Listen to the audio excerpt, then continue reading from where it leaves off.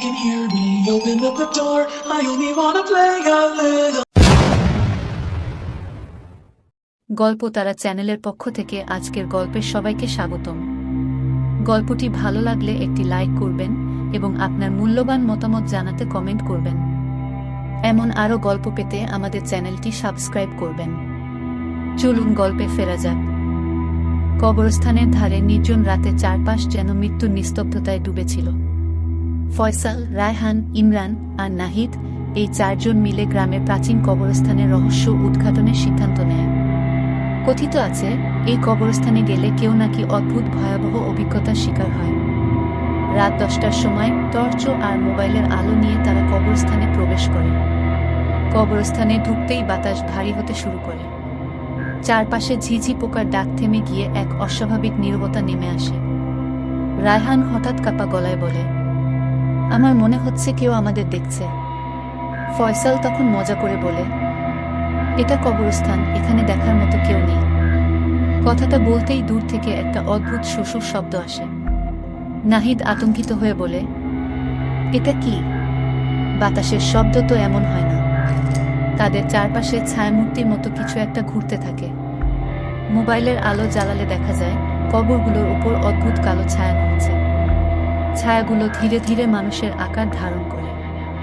সেই মূর্তিগুলো এতটাই ভয়ঙ্কর যে তাদের চোখ দুটো যেন জ্বলজ্বল করছে, মুখ থেকে অদ্ভুত এক কর্কশ আওয়াজ বের হচ্ছে। তোমরা এখানে কেন এসেছ? এক কর্কশ কণ্ঠ ভেসে এলো। ইমরান সাহস করে বলে, আমরা শুধু দেখতে এসেছি, দয়া করে আমাদের ক্ষতি করবেন না। জিনের মূর্তিটি আরও এগিয়ে আসে।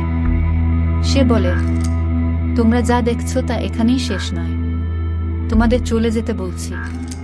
এই জায়গা অভিশপ্ত, এখানে যারা আসে তারা আর ফিরে যেতে পারে না। এতক্ষণ সাহস দেখানো ফয়সাল হঠাৎ চিৎকার করে বলে, তোমরা যদি সত্যিই শক্তিশালী হও, প্রমাণ দাও। এই কথার পরই কবরস্থান যেন কাঁপতে শুরু করে। চারপাশের বাতাসের তীব্রতা এমন পর্যায়ে পৌঁছায় যে সবাই বিক্ষিপ্ত হয়ে পড়ে। হঠাৎ রায়হান লক্ষ্য করে তাদের মধ্যে ইমরান নেই।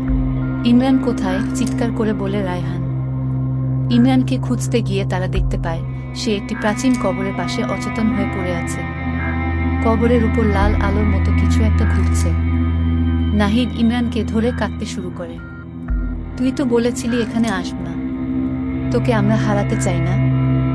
তখনই জিনের মূর্তিটি আবার দেখা দেয়। সে বলে, তোমরা যে এখানে এসেছ তার মাসুল দিতে হবে।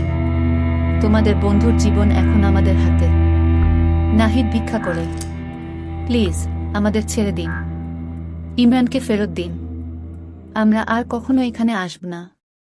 জিন বলে, তোমাদের একজনকে আমাদের সঙ্গে নিয়ে যেতে হবে। এই শুনে সবাই চমকে ওঠে। ফয়সাল সাহস করে বলে, আমাকে নিয়ে যান, বাকিদের ছেড়ে দিন। জিন হেসে বলে, তোমাদের মধ্যে সত্যিই সাহসিকতা আছে, তবে এখান থেকে বাঁচতে হলে তোমাদের একটা শর্ত মানতে হবে। জিন একটি রহস্যময় মুঠোফোন বের করে দেয়। সে বলে, এই ফোনে একটি নম্বর আছে, এই নম্বরে ফোন করে যদি তুমি সঠিক কথা বলো তবে আমরা তোমাদের ছেড়ে দেব, কিন্তু যদি ভুল কিছু বলো তবে এখানেই চিরদিনের জন্য থেকে যাবে। ফয়সাল ফোনটি হাতে নেয়। সে দেখে স্ক্রিনে ভেসে উঠেছে তাদের গ্রামেরই এক মৃত বৃদ্ধার ছবি। ফয়সাল মনে করতে থাকে, এই বৃদ্ধা সম্পর্কে গ্রামের লোকেরা বলতো যে তিনি নাকি জিনের রানী। ফয়সাল কাঁপা হাতে ফোনটি ধরে। ফোনের স্ক্রিনে মৃত বৃদ্ধার ছবি তাকে যেন অভিশাপের গভীরে টেনে নিচ্ছে। জিনের কর্কশ কণ্ঠে উচ্চারিত শর্তগুলো বারবার তার মাথায় ঘুরপাক খাচ্ছে। সঠিক উত্তর দাও, না হলে তোমরা কেউই জীবিত ফিরে যাবে না। রায়হান আর নাহিদ পেছন থেকে ফয়সালকে চাপা স্বরে বলে, ভুল কিছু বলিস না, এটা হয়তো আমাদের একমাত্র সুযোগ। ফয়সাল ফোনের ডায়াল বাটন চেপে ধরে। তখনই কবরস্থানের বাতাস ভারী হয়ে আসে। চারপাশের গাছগুলো অদ্ভুতভাবে কাঁপতে শুরু করে। ফোনের অন্য প্রান্ত থেকে এক নারী কণ্ঠ শোনা যায়, কেন এসেছ বলো? ফয়সাল গভীর শ্বাস নিয়ে বলে, আমরা কৌতূহল থেকে এসেছিলাম, আমরা জানতাম না এখানে এত ভয়ঙ্কর কিছু লুকিয়ে আছে। নারী কণ্ঠটি হেসে বলে, কৌতূহল সবসময় মৃত্যুর পথে নিয়ে যায়। আমাকে বলো, কে তোমাদের পাঠিয়েছে? ফয়সাল বিভ্রান্ত হয়ে যায়। তারা নিজেরাই সিদ্ধান্ত নিয়ে এখানে এসেছে, কারও নির্দেশে নয়। তবে এই প্রশ্নের মধ্যে যেন লুকিয়ে আছে আরও বড় কোনো রহস্য। সে ধীরে ধীরে বলে, আমাদের কেউ পাঠায়নি, আমরা নিজেরাই এসেছি। কণ্ঠটি আরও ভয়ঙ্কর হয়ে ওঠে। মিথ্যে বলো না, এই জায়গা কেউ নিজের ইচ্ছায় আসে না। সত্যি বলো। ফয়সাল অনুভব করে তার মাথায় যেন প্রচণ্ড চাপ দিচ্ছে কেউ। এক মুহূর্তের জন্য তার মনে হয় সত্যিই কেউ তাদের ব্যবহার করে এখানে পাঠিয়েছে। তখনই রায়হান হঠাৎ বলে ওঠে, ফয়সাল বল, আমাদের স্বপ্নের কথা বলো। ফয়সাল মনে করতে শুরু করে গত কয়েকদিন ধরে তারা সবাই একই ধরনের অদ্ভুত স্বপ্ন দেখেছিল।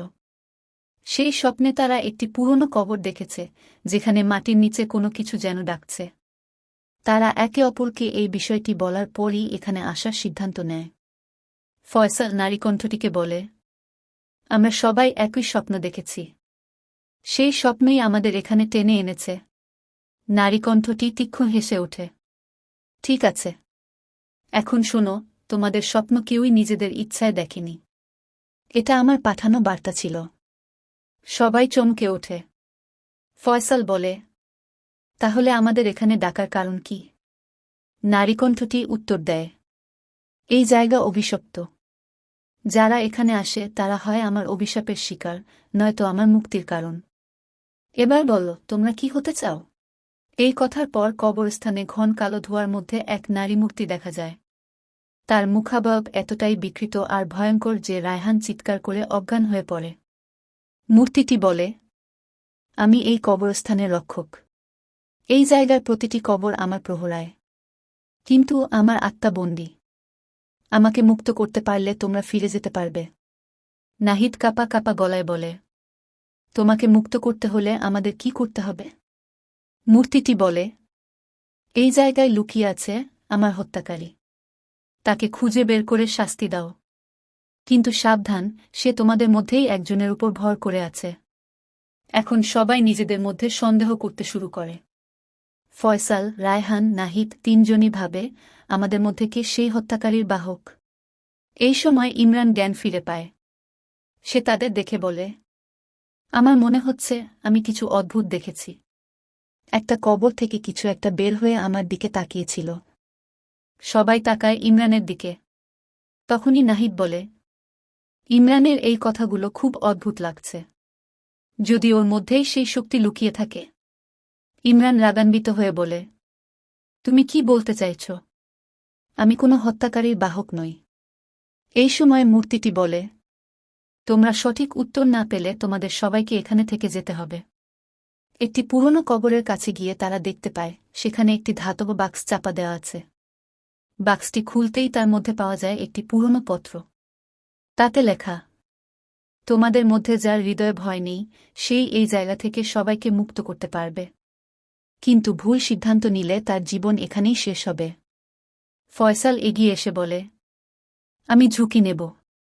সে বাক্সটি স্পর্শ করতেই প্রচণ্ড বাতাস বইতে শুরু করে। চারপাশের সবকিছু ধোঁয়ায় ঢেকে যায়। ফয়সাল অনুভব করে তার চারপাশে অদ্ভুত মূর্তিগুলো ঘুরছে। তখনই একটি ছায়া ফয়সালের দিকে তাকিয়ে বলে, তুমি যদি সত্যিই সাহসী হও তবে আমাকে বলো, কাদের সঙ্গে তোমরা যুদ্ধ করছ? ফয়সাল বলে, আমরা কারো সঙ্গে যুদ্ধ করছি না, আমরা কেবল মুক্তি চাই। ছায়াটি বলে, তাহলে যাও, আমার অভিশাপ আজ থেকে শেষ। কিন্তু মনে রেখো, ভয় যতদিন থাকবে ততদিন মুক্তি অসম্ভব। কবরস্থান থেকে বের হয়ে তারা দেখতে পায় পুরো জায়গাটি ধ্বংস হয়ে গেছে। কবরস্থানের মাটির নিচে লুকিয়ে থাকা শক্তি এক মুহূর্তে অদৃশ্য হয়ে গেছে। তারা কি সত্যিই মুক্ত, নাকি জিনের কোনো নতুন ফাঁদে আটকা পড়েছে? জানতে হলে আমাদের চ্যানেলটি সাবস্ক্রাইব করে পাশে থাকা বেল বাটনটি ক্লিক করে দিন। পরবর্তী পাঠ সবার আগে পৌঁছাবে আপনার কাছে।